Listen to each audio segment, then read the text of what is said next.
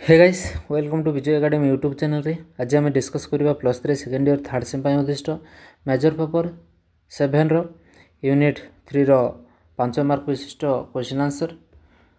प्रथम क्वेश्चन अच्छी जॉन लॉकंकर मानव और प्रकृति या विषय विस्तृत भाव में डिस्कस कर देखिए आंसर कौन हम।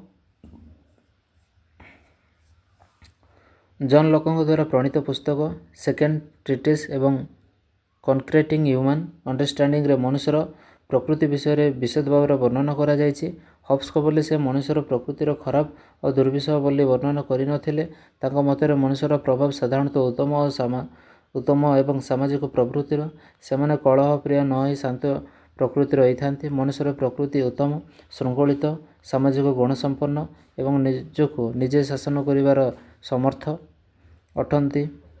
सेमाने सबु समय स्वार्थपर होई न थांती और जन्मगत भाव में प्रत्येक मनुष्य समान अनैतिक दृष्टिकोण समस्ते प्राकृतिक अधिकार उपभोग करिथांती। प्रथम पॉइंट जॉन लॉकंक मତରେ प्रत्येक मनुष्य शांतिप्रिय उत्तम आज्ञानुवर्ती एवं देशप्रेमी। प्रत्येक व्यक्ति उत्तम आज्ञानुवर्ती एवं देशप्रेमी। प्रत्येक व्यक्तिर शांति जनसाधारण करने द्वारा इच्छा पारी होता है। शांति जनसाधारण करने द्वारा इच्छा पारी होता है। से मध्य सहयोगी सहभागिता गुण बल समाज में बसवास करने चाहिए।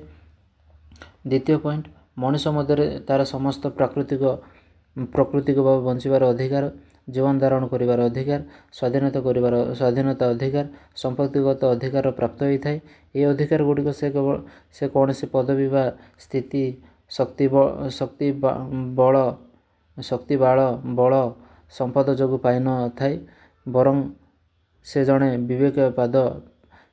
विवेकानुमोदित प्राणी भाव में समस्त सुविधा सुजोग हासिल करें। 3 नंबर पॉइंट जॉन लॉकंक मतर मनुष्यर इच्छा गुड़िक प्रत्येक मनुष्यर अंतर रही है। से गुड़िक पूरण हो गले से सुखरे जनसाधारण जीवन धारण करें।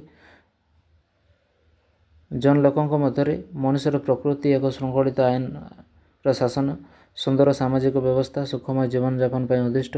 प्रत्येक व्यक्ति अन्य सहित बंधुता स्थापन कर प्रयास करें। तेणु से मनुष्यर प्रकृति विषय में अस्थिवाचक चिंताधारा प्रकट होता है। 2 नंबर क्वेश्चन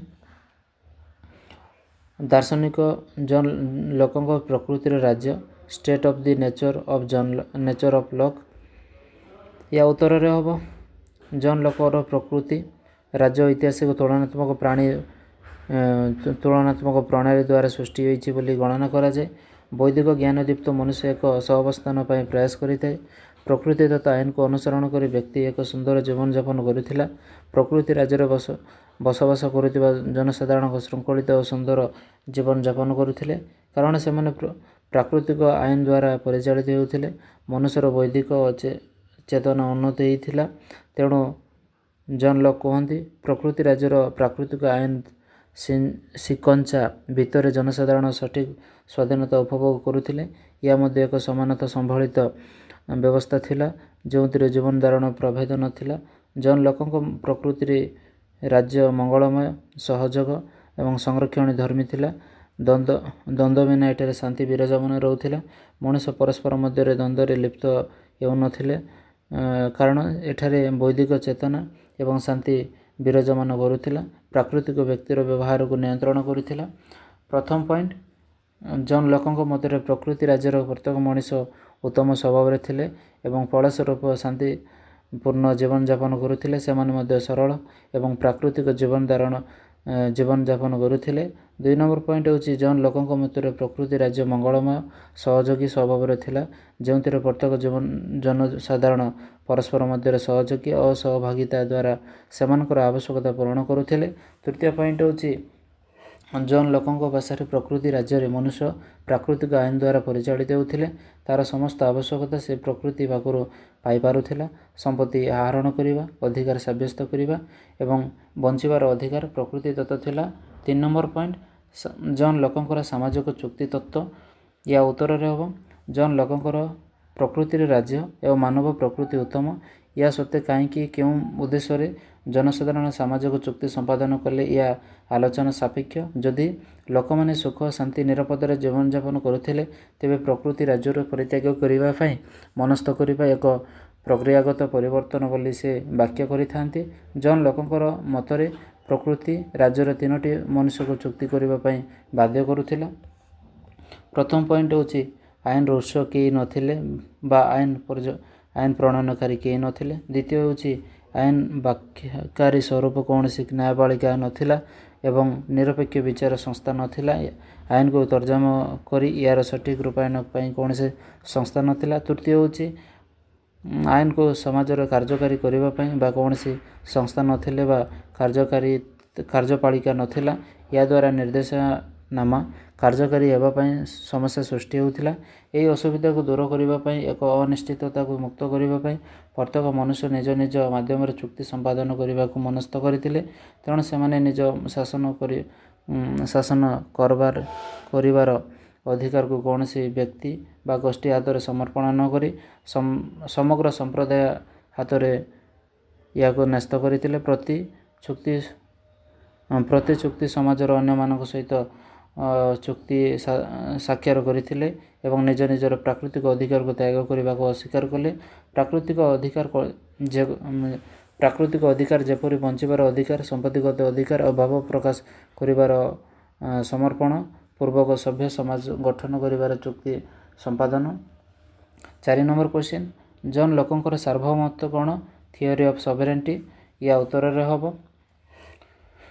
ପ୍ରଥମେ ସାର୍ବଭୌମତ୍ୱ ବିଷୟରେ ଦାର୍ଶନିକ ଥମାସ୍ ହବ୍ସ ବ୍ୟାଖ୍ୟା କରିଥିଲେ। ପରବର୍ତ୍ତୀ ସମୟରେ ଜନ୍ ଲକ୍ ଏହାକୁ ଏକ ପରିବର୍ତ୍ତିତ ଶୈଳୀରେ ପ୍ରକାଶ କରିବାକୁ ସକ୍ଷମ ହୋଇଥିଲେ। ଦାର୍ଶନିକ ଜନ୍ ଲକ୍ ନିରଙ୍କୁଶ ସାର୍ବଭୌମତ୍ୱକୁ ସହଜରେ ଗ୍ରହଣ ନ କରି ସୀମିତ ସାର୍ବଭୌମତ୍ୱ ବ୍ୟାଖ୍ୟା କରିଛନ୍ତି। ଶାସକ ଓ ଶାସିତ ମଧ୍ୟରେ ପାରସ୍ପରିକ ବୁଝାମଣା ଦ୍ୱାରା ସାର୍ବଭୌମତ୍ୱ ସୃଷ୍ଟି ହେବା ପ୍ରକ୍ରିୟାକୁ ସମର୍ଥନ କରିଛନ୍ତି। ତାଙ୍କ ମଧ୍ୟରେ ସାମାଜିକ ଚୁକ୍ତି ମାଧ୍ୟମରେ ସୃଷ୍ଟି ହେଉଥିବା ସାର୍ବଭୌମ ଅତ୍ୟାଚାରୀ ବା ନିରଙ୍କୁଶ ହୋଇପାରିବ ନାହିଁ। ପ୍ରତ୍ୟେକ ବ୍ୟକ୍ତିର ସହମତିରେ ଚୁକ୍ତି ସମ୍ପାଦନ ହେଉଥିବାରୁ ସମସ୍ତଙ୍କ ପାଖରେ ଉତ୍ତରଦାୟୀ ରହୁଥିବାରୁ ଶାସକ ସାର୍ବଭୌମ କ୍ଷମତାର ଅଧିକାରୀ ହେବେ। ସମ୍ପୃକ୍ତ ସାର୍ବଭୌମ ବ୍ୟକ୍ତି ଅଧିକାର ଏବଂ ସ୍ୱାଧୀନତାକୁ ସୁରକ୍ଷିତ ରଖିବା ପାଇଁ ପ୍ରତିଶ୍ରୁତିବଦ୍ଧ ହେବା ବିଧେୟ। ଜନ୍ ଲୋକଙ୍କ ମଧ୍ୟରେ ପ୍ରତ୍ୟେକ ବ୍ୟକ୍ତି ସମାଜ ମଧ୍ୟରେ ଗୋଟିଏ କ୍ଷୁଦ୍ର କ୍ଷମତା କେନ୍ଦ୍ର। ଜନସାଧାରଣଙ୍କ ପାଖରେ ଥିବା କ୍ଷମତାକୁ ସେ ସୁପ୍ତ ସାର୍ବଭୌମତ୍ୱ ବୋଲି ବର୍ଣ୍ଣନା କରିଛନ୍ତି। ଜନ୍ ଲୋକଙ୍କ ମତରେ ସରକାର ନାଗରିକମାନଙ୍କର ନିୟନ୍ତ୍ରଣରେ ଶାସନ କ୍ଷମତା ପ୍ରୟୋଗ କଲେ ଜନପ୍ରିୟ ସରକାର ଆଖ୍ୟା ପାଇପାରିବେ ଏବଂ ଦୀର୍ଘଦିନ ଶାସନ କ୍ଷମତାରେ ରହିପାରିବେ। କିନ୍ତୁ ଯଦି ସରକାର ମନମୁଖୀ ବା ନିରଙ୍କୁଶ ହୋଇ ବ୍ୟକ୍ତି ଅଧିକାର ହସ୍ତକ୍ଷେପ କରିବ ବା ନୀତି ନିୟମ ଆଧାରରେ ଶାସନ ପରିଚାଳନା କରିବାରେ ଅକ୍ଷମ ହେବ, ତେବେ ସେ ସୁପ୍ତ ସାର୍ବଭୌମତ୍ୱ ଜାଗ୍ରତ ହୋଇ ବିପ୍ଳବ ମାଧ୍ୟମରେ ସରକାରକୁ ବରଖାସ୍ତ କରିପାରିବ।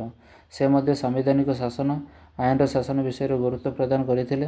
ସେଥିପାଇଁ ସୀମିତ ଉତ୍ତରଦାୟୀ ସରକାର ପରିଚାଳନା କରିବା ପାଇଁ ପରାମର୍ଶ ଦେଇଥିଲେ। 5 ନମ୍ବର କ୍ୱେଶ୍ଚିନ୍, ଦାର୍ଶନିକ ଜନ୍ ଲୋକଙ୍କର ରାଷ୍ଟ୍ରତତ୍ତ୍ୱ ଥିଓରି ଅଫ୍ ଷ୍ଟେଟ୍। ଏହା ଉତ୍ତରରେ ହେବ। ଦାର୍ଶନିକ ଜନ୍ ଲକ୍ ତତ୍କାଳୀନ ସାମାଜିକ ରାଜନୈତିକ ପରିସ୍ଥିତି ଦ୍ୱାରା ବିଶେଷ ଭାବରେ ପ୍ରଭାବିତ ହେଉଥିବାରୁ ସେ ଏକ ଭିନ୍ନ ଶୈଳୀରେ ତାଙ୍କର ଦାର୍ଶନିକ ତତ୍ତ୍ୱ ଅବଧାରଣ କରିଛନ୍ତି। ଜନ୍ ଲୋକଙ୍କର ପ୍ରକୃତି ରାଷ୍ଟ୍ରର କେତେକ ଅସୁବିଧା ବା ସମସ୍ୟାକୁ ଦୂର କରିବା ପାଇଁ ସଭ୍ୟ ସମାଜ ସୃଷ୍ଟି ହୋଇଥିଲା ଏବଂ ସଭ୍ୟ ସମାଜର ଆଇନ ପ୍ରଣୟନ ପାଇଁ ସରକାର ଗଠନ ତ୍ୱରାନ୍ୱିତ ହୋଇଥିଲା। ତେଣୁ ଏକ ଜନପ୍ରିୟ ରାଷ୍ଟ୍ର ପରିକଳ୍ପନା କରିବାରେ ସେ ପ୍ରଥମେ ଦାର୍ଶନିକ ଭାବେ ପରିଗଣିତ ହୋଇଥାନ୍ତି। ପ୍ରଥମ ପଏଣ୍ଟ ହେଉଛି ଜନ୍ ଲୋକଙ୍କ ମତରେ ବ୍ୟବସ୍ଥାପିକା କାର୍ଯ୍ୟପାଳିକା ନ୍ୟାୟପାଳିକାକୁ ନେଇ ସେ ରାଷ୍ଟ୍ର ଗଠନ କରିବେ। ଏଥିରେ ଆଇନ ପ୍ରଣୟନକାରୀ ସଂସ୍ଥା ବା ବ୍ୟବସ୍ଥାପିକା ଅଧିକାର ଦିଆଯିବ। 2 ନମ୍ବର ପଏଣ୍ଟ ହେଉଛି କାର୍ଯ୍ୟପାଳିକା ନ୍ୟାୟପାଳିକା ମଧ୍ୟରେ ସମନ୍ୱୟ ରକ୍ଷା କରି ଶାସନ କାର୍ଯ୍ୟକୁ ପରିଚାଳନା କରିବା ପରାମର୍ଶ ପାଇବେ। 3 ନମ୍ବର ପଏଣ୍ଟ ହେଉଛି ଜନ୍ ଲକ୍ ମଧ୍ୟ ଏକ ସଂଘୀୟ ରାଷ୍ଟ୍ର ଗଠନ ସପକ୍ଷରେ ମତ ପ୍ରକାଶ କରି କ୍ଷମତାର ବିକେନ୍ଦ୍ରୀକରଣ ପ୍ରକ୍ରିୟାକୁ ସମର୍ଥନ କରିଥିଲେ। 4 ନମ୍ବର ପଏଣ୍ଟ ହେଉଛି ଜନ୍ ଲୋକଙ୍କ ମତରେ ରାଷ୍ଟ୍ର ବ୍ୟକ୍ତିମାନଙ୍କର ହିତ ପାଇଁ ଗତି ହୋଇଛି, ତେଣୁ ରାଷ୍ଟ୍ରର ପ୍ରଥମ କାର୍ଯ୍ୟ ହେଉଛି ଜନମଙ୍ଗଳ ସାଧନ କରିବା। ଆଇନର ଶାସନ ଏବଂ ସମ୍ବିଧାନ ଆଇନ ଦ୍ୱାରା ରାଷ୍ଟ୍ର ପରିଚାଳନାର ସେ ଅଗ୍ରାଧିକାର ଦେଇଥିଲେ। 5 ନମ୍ବର କ୍ୱେଶ୍ଚିନ୍, ଜନ୍ ଲୋକଙ୍କ ମଧ୍ୟ ରାଷ୍ଟ୍ରର ସୁନ୍ଦର ଭାବରେ ବାକ୍ୟ କରିଛନ୍ତି। ବ୍ୟବସ୍ଥାପିକା କ୍ଷମତା ଗୋଟିଏ ଲୋକଙ୍କ ହାତରେ ରହିଲେ ବି ତାଙ୍କ ୟାକୁ ରାଜତନ୍ତ୍ର କୁହାଯାଏ। ଗୋଟିଏ ଗୋଷ୍ଠୀର ହାତରେ ରହିଲେ ୟାକୁ ଅଭିଜାତତନ୍ତ୍ର କୁହାଯାଏ। ଜନସମୁଦାୟଙ୍କ ହାତରେ ରହିଲେ ୟାକୁ ଗଣତନ୍ତ୍ର ବୋଲି କୁହାଯାଏ। ଏହା 3 ପ୍ରକାର ରାଷ୍ଟ୍ର ବ୍ୟବସ୍ଥା ମଧ୍ୟରୁ ସେ ଗଣତନ୍ତ୍ର ରାଷ୍ଟ୍ର ସର୍ବଶ୍ରେଷ୍ଠ ମର୍ଯ୍ୟାଦା ପ୍ରଦାନ କରିଥିଲେ, ଯାହାଫଳରେ ଜନସାଧାରଣ ସ୍ୱାର୍ଥ ସୁରକ୍ଷା ସହଜ ଓ ସୁଗମ ହୋଇପାରିବ। 6 ନମ୍ବର କ୍ୱେଶ୍ଚିନ୍, ଜନ୍ ଲକ୍ଙ୍କର ବ୍ୟକ୍ତି ଓ ସମ୍ପତ୍ତି ଚିନ୍ତାଧାରା। ଉତ୍ତରରେ ହେବ ଜନ୍ ଲକ୍ ପୂର୍ବରୁ ଅନେକ ଦାର୍ଶନିକ ବ୍ୟକ୍ତିଗତ ସମ୍ପତ୍ତି ସୁରକ୍ଷା ଉପରେ ଅନେକ ମତ ପ୍ରକାଶ କରି ଆସିଥିଲେ। ପ୍ଲାଟୋଙ୍କ ଠାରୁ ଆରମ୍ଭ କରି ମାକିଆଭେଲି, ହବ୍ସ, ବୋବନ୍ ଇତ୍ୟାଦି ସମ୍ପତ୍ତି ସୁରକ୍ଷା ପାଇଁ ଭିନ୍ନ ଭିନ୍ନ ମତ ପ୍ରକାଶ କରିଛନ୍ତି। ଦାର୍ଶନିକ ଜନ୍ ଲକ୍ ବ୍ୟକ୍ତିଗତ ସମ୍ପତ୍ତିର ସୁରକ୍ଷା ନିଜର ଯୁକ୍ତି ଦର୍ଶାଇ କହିଛନ୍ତି ଯେ ପ୍ରତି ବ୍ୟକ୍ତି ମଧ୍ୟରେ ସମ୍ପତ୍ତି ଅର୍ଜନ କରିବାର ପ୍ରବୃତ୍ତି ଲୁଚିକି ରହିଛି। ପ୍ରକୃତି ରାଜ୍ୟର ଜନସାଧାରଣ ମିଳିମିଶି ସମ୍ପତ୍ତି ଉପଭୋଗ କରୁଥିଲେ, ତେଣୁ ରାଷ୍ଟ୍ର ସମ୍ପତ୍ତିଗତ ଅଧିକାରକୁ ପ୍ରଦାନ କରି ବ୍ୟକ୍ତିମାନଙ୍କୁ ସୁଖ ଶାନ୍ତିରେ ବଞ୍ଚିବା ପାଇଁ ସୁଯୋଗ ଦେବା ବିଧେୟ। ସମ୍ପତ୍ତିଗତ ଅଧିକାରକୁ ସାବ୍ୟସ୍ତ କରିବା ପାଇଁ ରାଷ୍ଟ୍ରୀୟ ନିୟନ୍ତ୍ରଣ ନିହାତି ଆବଶ୍ୟକ। ସମ୍ପତ୍ତି ସୁରକ୍ଷା, ବଣ୍ଟନ ଓ ସୀମା ନିର୍ଦ୍ଧାରଣ କରିବାର ରାଷ୍ଟ୍ରର ମୌଳିକ କର୍ତ୍ତବ୍ୟ ଅଟେ। 6 ନମ୍ବର ଅଟେ। ପ୍ରଥମ ପଏଣ୍ଟ ହେଉଛି ଜନ୍ ଲକ୍ଙ୍କ ମତରେ ସମ୍ପତ୍ତି ହେଉଛି ଈଶ୍ୱର ଦତ୍ତ। ଈଶ୍ୱର ନିଜର ସୃଷ୍ଟି ଶ୍ରେଷ୍ଠ ଜୀବ ମନୁଷ୍ୟ ପାଇଁ ଭିନ୍ନ ଭିନ୍ନ ପ୍ରକାର ସମ୍ପତ୍ତିର ବ୍ୟବସ୍ଥା କରିଛନ୍ତି। ଦ୍ୱିତୀୟ ପଏଣ୍ଟ ହେଉଛି ମନୁଷ୍ୟର ପ୍ରକୃତି ରାଜ୍ୟର ଜୀବନଯାପନ ଆରମ୍ଭ କରିବା ଠାରୁ ଏହି ଅଧିକାର ଉପଭୋଗ କରି ଆସୁଛନ୍ତି। ଶ୍ରମରୁ ସମ୍ପତ୍ତି ସୃଷ୍ଟି ଏବଂ ଏହାକୁ ସୁରକ୍ଷା କରିବା ରାଷ୍ଟ୍ରର ମୌଳିକ କର୍ତ୍ତବ୍ୟ ହୋଇଥାଏ। 3 ନମ୍ବର ପଏଣ୍ଟ ହେଉଛି ବ୍ୟକ୍ତିଗତ ସମ୍ପତ୍ତି ବ୍ୟକ୍ତିର ନିଜସ୍ୱ ଏଥିରେ କାହାରିକୁ ହସ୍ତକ୍ଷେପ କରିବା ପାଇଁ ସୁଯୋଗ ଦିଆଯିବା ଅନୁଚିତ। ତେଣୁ ଜନ୍ ଲକ୍ ଏହାକୁ ବଳପୂର୍ବକ ସମ୍ପତ୍ତି ଦଖଲ କରିବା ଆଇନ ପରିପନ୍ଥୀ। 4 ନମ୍ବର ପଏଣ୍ଟ ଜନ୍ ଲକ୍ଙ୍କ ବ୍ୟକ୍ତିଗତ ସମ୍ପତ୍ତିକୁ 2ଟି ନୀତି ଉପରେ ପର୍ଯ୍ୟବେସିତ କରନ୍ତି। ବ୍ୟକ୍ତିଗତ ସମ୍ପତ୍ତି ଈଶ୍ୱରଙ୍କ ଅବଦାନରୁ ସୃଷ୍ଟି ଏବଂ ଜନସାଧାରଣଙ୍କ ସମ୍ପତ୍ତିରେ ସୃଷ୍ଟି ହୋଇଥାଏ। ଏହାକୁ ସୁରକ୍ଷା ଦେବା ରାଷ୍ଟ୍ରର। 7 ନମ୍ବର କ୍ୱେଶ୍ଚିନ୍, ଜନ୍ ଲକ୍ଙ୍କର ଉଦାରବାଦୀ ଚିନ୍ତାଧାରାର ଲକ୍ଷଣ କ'ଣ?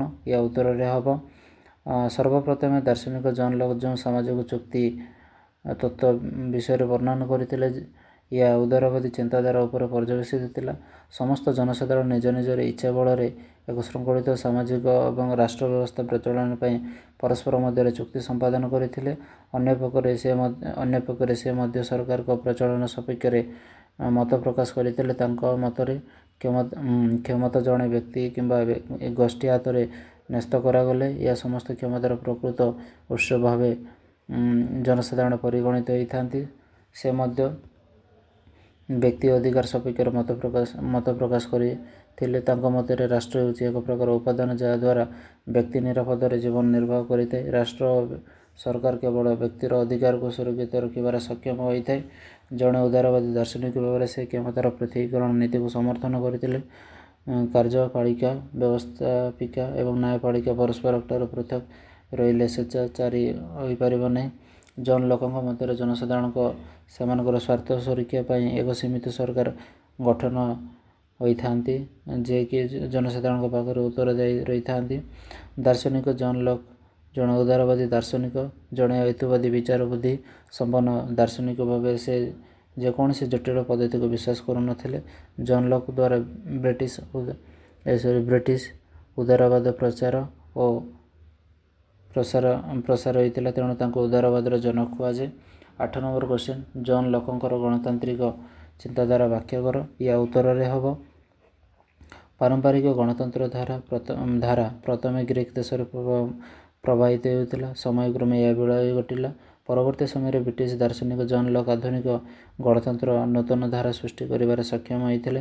ତାଙ୍କ ରଚିତ ପୁସ୍ତକ ଟୁ ଟ୍ରିଟିସ୍ ଅଫ୍ ଗଭର୍ଣ୍ଣମେଣ୍ଟରେ ସେ ଗଣତନ୍ତ୍ର ବିଷୟରେ ବିଖ୍ୟାତ ଭାବରେ ବର୍ଣ୍ଣନା କରିଛନ୍ତି ବା ବିସ୍ତୃତ ଭାବରେ ବର୍ଣ୍ଣନା କରିଛନ୍ତି। ତାଙ୍କ ମତରେ ଜନସାଧାରଣଙ୍କ ମୁଖ୍ୟତଃ ଉତ୍ତମ, ସୁନ୍ଦର, ଶୃଙ୍ଖଳିତ ସାମାଜିକ ମନୋବୃତ୍ତି ଏବଂ ନିଜକୁ ନିଜେ ଶାସନ କରିବା ପାଇଁ ସମର୍ଥ ବା ଯୋଗ୍ୟ ଅଟନ୍ତି।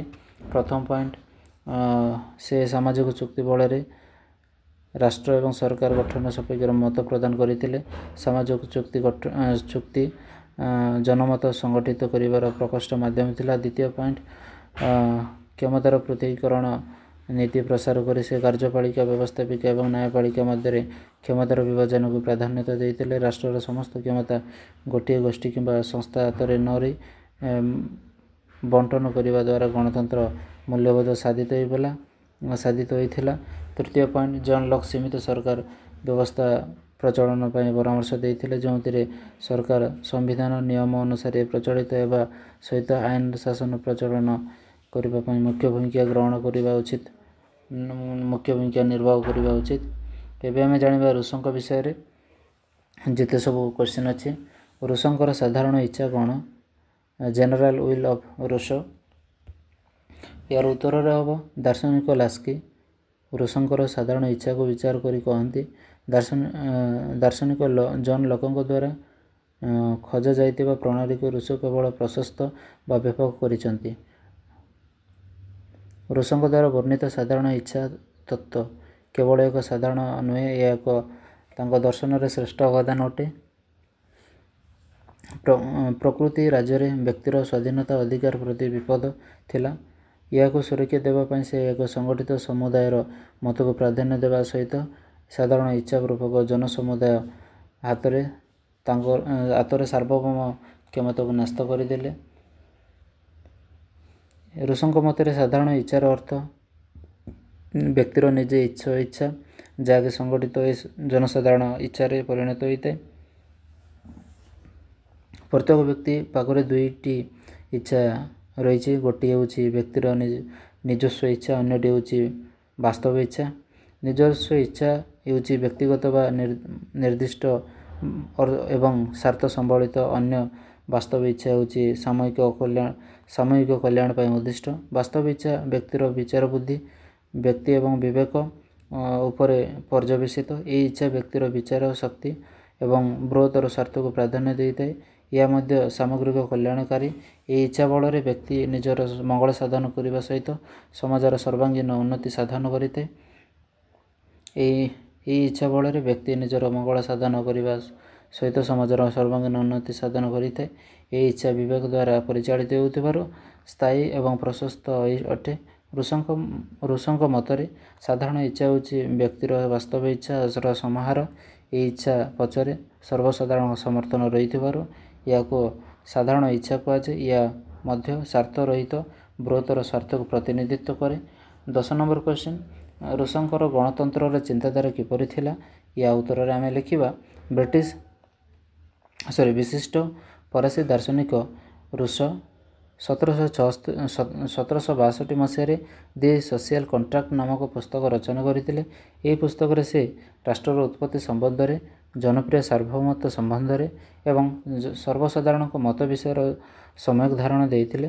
ଅଷ୍ଟାଦଶ ଶତାବ୍ଦୀର ମଧ୍ୟଭାଗରେ ଫ୍ରାନ୍ସ ଦେଶରେ ପ୍ରଚଳିତ ରାଜତନ୍ତ୍ର ଶାସନ ବ୍ୟବସ୍ଥା ଏହା ସାମାଜିକ ବ୍ୟବସ୍ଥାରେ ଥିବା ଖରାପ ପ୍ରଭାବ ବିଷୟରେ ହୃଦୟଙ୍ଗମ କରି ତାଙ୍କର ଦର୍ଶନ ତତ୍ତ୍ୱ ଅବଧାରଣ କରିଥିଲେ। ଦାର୍ଶନିକ ରୁଷୋ ବିଶେଷ ଭାବରେ ବ୍ରିଟିଶ ସରକାରଙ୍କ ଦାର୍ଶନିକ ଲୋକଙ୍କର ଦ୍ୱାରା ପ୍ରଭାବକୁ କରିଥିଲେ। ଅନ୍ୟପକ୍ଷରେ ମଣ୍ଟେସ୍କ୍ୟୁଙ୍କ ଦ୍ୱାରା ଅନୁପ୍ରାଣିତ ହୋଇ ଗଣତାନ୍ତ୍ରିକ ଚିନ୍ତାଧାରା, ସାର୍ବଭୌମତ୍ୱ ଏକ ଜନତାର ସ୍ୱର ଈଶ୍ୱରଙ୍କ ସ୍ୱର ସହିତ ସମାନ, ବକ୍ସ ପିପୁଲ ବକ୍ସ ଡେଇ ଭଳି ଯୁଗାନ୍ତକାରୀ ମତବାଦ ପ୍ରସାର କରିଥିଲେ, ଯାହା ବିଶ୍ୱ ରାଜନୈତିକ ଦର୍ଶନରେ ପ୍ରତିଷ୍ଠା ଲାଭ କରିଥିଲା।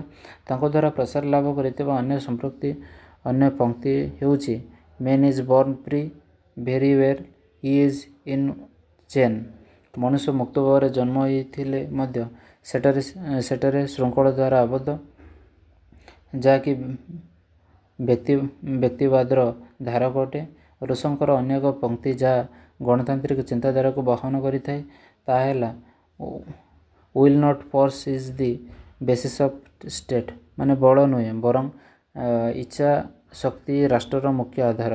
ରୁଷୋଙ୍କ ଲେଖନୀ ମନରୁ ଫରାସୀ ରାଷ୍ଟ୍ରର ବିପ୍ଳବର ଜନ୍ମ ହୋଇଥିଲା ବୋଲି ଇତିହାସକାରମାନେ ମତବ୍ୟକ୍ତ କରିଥିଲେ। ବ୍ୟକ୍ତି ଅଧିକାର, ସମାନତା ଏବଂ ଭ୍ରାତୃଭାବ ଦ୍ୱାରା ଉପରେ ଫରାସୀ ବିପ୍ଳବ ସୂତ୍ରପାତ ହୋଇଥିଲା। ଏଥିରେ ରୁଷୋଙ୍କର ଦାର୍ଶନିକ ଦର୍ଶନର ପ୍ରଭାବ ପ୍ରତିଫଳିତ ହୋଇଥିଲା। 11 ନମ୍ବର କ୍ୱେଶ୍ଚିନ୍ ଦାର୍ଶନିକ ରୁଷଙ୍କର ସରକାର ବ୍ୟବସ୍ଥା ଗଭର୍ଣ୍ଣମେଣ୍ଟ ସିଷ୍ଟମ୍ ଅଫ୍ ରୁଷ।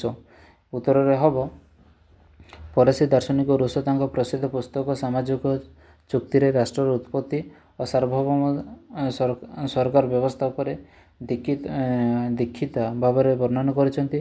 ରୁଷଙ୍କ ଦାର୍ଶନିକ ହବ୍ସ ଓ ରୁଷଙ୍କର ରାଜତନ୍ତ୍ର ଦାର୍ଶନିକ ଜନ୍ ଲୋକଙ୍କର ସାମ୍ବିଧାନିକ ରାଜତନ୍ତ୍ରକୁ ବାଦ ଦେଇ ଏକ ପ୍ରତ୍ୟେକ ଗଣତନ୍ତ୍ରର ଶାସନ ବ୍ୟବସ୍ଥା ଏବଂ ସରକାର ସପକ୍ଷରେ ମତ ପୋଷଣ କରିଛନ୍ତି। ସେ ମଧ୍ୟ ରାଷ୍ଟ୍ର ଏବଂ ସରକାର ମଧ୍ୟରେ ପ୍ରତ୍ୟେକ ଲକ୍ଷ୍ୟ ନ କରିନଥିଲେ ସରକାରକୁ ରାଷ୍ଟ୍ରର ପ୍ରତିନିଧି ପରିଚାଳିତ ଏବଂ ସାର୍ବଭୌମ ଜନସାଧାରଣଙ୍କ ହାତରେ ଏକ ଆୟୁଧ ବୋଲି ବିଚାର କରିଛନ୍ତି। ତାଙ୍କ ମତରେ ସରକାର ସାର୍ବଭୌମ ଶକ୍ତିର ନିଃସୃତ କେତେକ ସୀମିତ କ୍ଷମତା ଉପଭୋଗ କରିଥାଏ। ଜନସାଧାରଣଙ୍କ ସାର୍ବଭୌମତ୍ୱର ଅଧିକାର ଭାବରେ ଯେକୌଣସି ସମୟରେ ସରକାରକୁ ପରିବର୍ତ୍ତିତ କରିପାରିବେ। ରୁଷଙ୍କ ଦାର୍ଶନିକ ତତ୍ତ୍ୱରେ ସରକାର ପ୍ରତିନିଧିମୂଳକ ଏବଂ ଦଣ୍ଡୀ ବିଧାନମଣ୍ଡଳ ନିଷ୍ପତ୍ତି ଉପରେ ପ୍ରତିଷ୍ଠିତ ବୋଲି ବର୍ଣ୍ଣନା କରାଯାଇଛି। ନିର୍ଦ୍ଦିଷ୍ଟ ସମୟ ବ୍ୟବଧାନରେ ନିର୍ବାଚିତ ସଂଗଠିତ ହେବା ଏବଂ ପ୍ରତିନିଧି ନିର୍ବାଚିତ ହୋଇ ସରକାର ଗଠନ କରିବାର ଗୁରୁତ୍ୱ ପ୍ରଦାନ କରାଯାଇଛି। ସାର୍ବଭୌମତ୍ୱ ସମର୍ଥନ ହରାଇଲେ ସରକାର କ୍ଷମତାଚ୍ୟୁତ ହୋଇଥାଏ। ରୁଷଙ୍କର କ୍ଷମତା ସରକାର କହିଲେ ଜନସାଧାରଣଙ୍କ ଇଚ୍ଛାକୁ ପ୍ରତିଫଳିତ କରୁଥିବା ଏକ ପ୍ରଶାସନିକ ସମିତିକୁ ହିଁ ବୁଝାଇଥାଏ। ସ୍ଥାନକାଳ ପାତ୍ର ଅନୁସାରେ ସରକାର ପ୍ରକୃତି ପରିବର୍ତ୍ତିତ ହୋଇଥାଏ। 12 ନମ୍ବର କ୍ୱେଶ୍ଚିନ୍ ସମାଜରେ ଥିବା ଅସମାନତା ଉପରେ ରୁଷଙ୍କର ଧାରଣା କ'ଣ ଥିଲା? ୟା ଉତ୍ତରରେ ଆମେ ଲେଖିବା 1755 ମସିହାରେ ଦାର୍ଶନିକ ରୁଷ ଏକ ପୁସ୍ତକ ରଚନା କରିଥିଲେ ଯାହାର ନାମ ଥିଲା discourse on the origin of the foundation of inequality, ଯେଉଁଥିରେ ସେ ବ୍ୟକ୍ତିଗତ ସମ୍ପତ୍ତିକୁ ସେ ତୀବ୍ର ବିରୋଧ କରିଥିଲେ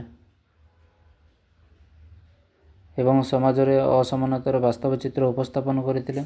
ଅସମାନତାର କାରକୁ ପ୍ରତିପାଦନ କରିବା ପାଇଁ ରୁଷ ପ୍ରକୃତି ରାଜ୍ୟର ଅବଧାରଣା କରିଛନ୍ତି। ତାଙ୍କ ମତରେ ପ୍ରକୃତି ରାଜ୍ୟର ମନୁଷ୍ୟର ଶାନ୍ତିପୂର୍ଣ୍ଣ ଜୀବନଯାପନ କରିଥିଲା। ସମସ୍ତ ଜନସାଧାରଣ ନିର୍ଭୀକ ଓ ସୁଖଦ ଜୀବନଯାପନ କରୁଥିଲେ। ମନୁଷ୍ୟ ଭିତରେ ଥିବା ସାମାଜିକ ପ୍ରବୃତ୍ତି ତାଙ୍କୁ ନିଃସଙ୍ଗ ଜୀବନଯାପନ ପରିତ୍ୟାଗ କରି ଏକ ଗୋଷ୍ଠୀଗତ ଜୀବନଯାପନ କରିବା ପାଇଁ ପ୍ରେରଣା ଦେଇଥିଲା। ପ୍ରଥମ ପଏଣ୍ଟ ହେଉଛି ବ୍ୟକ୍ତି ସାମାଜିକ ଅନୁଷ୍ଠାନ ଗଠନ କରିବା ସହିତ ନିଜର ସ୍ୱାର୍ଥ ହାସଲ କରିବା ପାଇଁ ପ୍ରୟାସ କରିଥିଲା। ଦ୍ୱିତୀୟ ପଏଣ୍ଟ ହେଉଛି ବ୍ୟକ୍ତିଗତ ସମ୍ପତ୍ତିର ଲୋଭ ପ୍ରତ୍ୟେକ ବ୍ୟକ୍ତିକୁ ସ୍ୱାର୍ଥପର ଅହଙ୍କାରୀ କରିବାରେ ସହାୟକ ହୋଇଥିଲା। ତୃତୀୟ ପଏଣ୍ଟ ହେଉଛି ନିଜର ସମ୍ପତ୍ତି ଓ ସାମର୍ଥ୍ୟ ବୃଦ୍ଧି କରିବାରେ ଯାଇ ଜଣେ ବ୍ୟକ୍ତି ଅନ୍ୟର ସ୍ୱାର୍ଥକୁ ନଷ୍ଟ କରିବା ପାଇଁ ପଶ୍ଚାତପଦ ହେଲା ନାହିଁ। ଏହାଦ୍ୱାରା ସାମାଜିକ ନିରାପତ୍ତା ଏବଂ ଅସମାନତା ସୃଷ୍ଟି ହୋଇଥିଲା। ଏହା ଥିଲା ଆମର